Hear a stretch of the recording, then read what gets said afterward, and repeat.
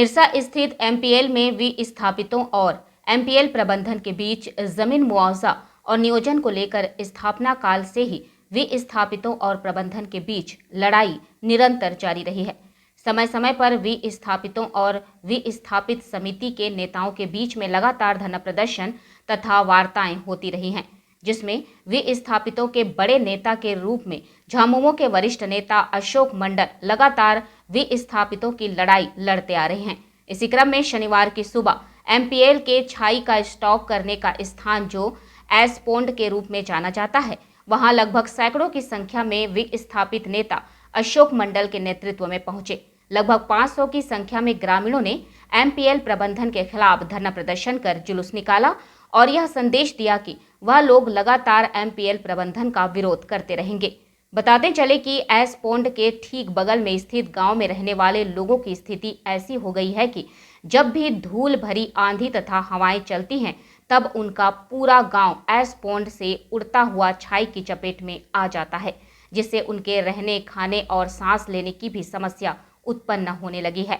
विस्थापित नेता अशोक मंडल ने बताया कि अगर एमपीएल प्रबंधन इन समस्याओं को दूर नहीं करता है और शेष बचे विस्थापितों का नियोजन जल्द से जल्द नहीं देता है, तो भविष्य में बहुत उग्र आंदोलन भी विस्थापित आदिवासी ग्रामीणों के द्वारा किया जाएगा।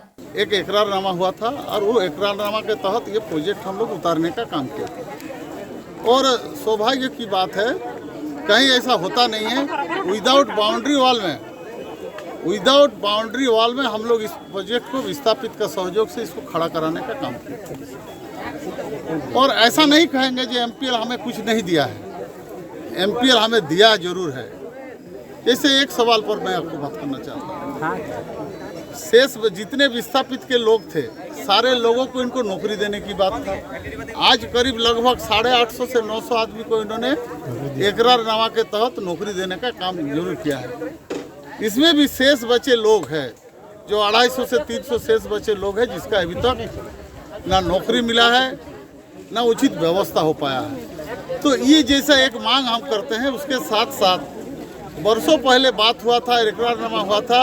ये जहाँ हम खड़े हैं, इसके पीछे एक तेलपेला मदंडी बोल के बस्ती है और एक पालुड्डी बस्ती है, जो दोनों ही आदिवासी बस्ती है।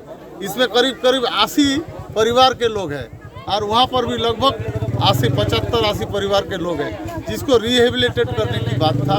लेकिन आज तक उसको रिहेबिलिटेट इसलिए नहीं कर पा रहा है, मुझे समझ में नहीं आ रहा है। इकरारनामा के तहत इसको रिहेबिलिटेट करने की बात थी।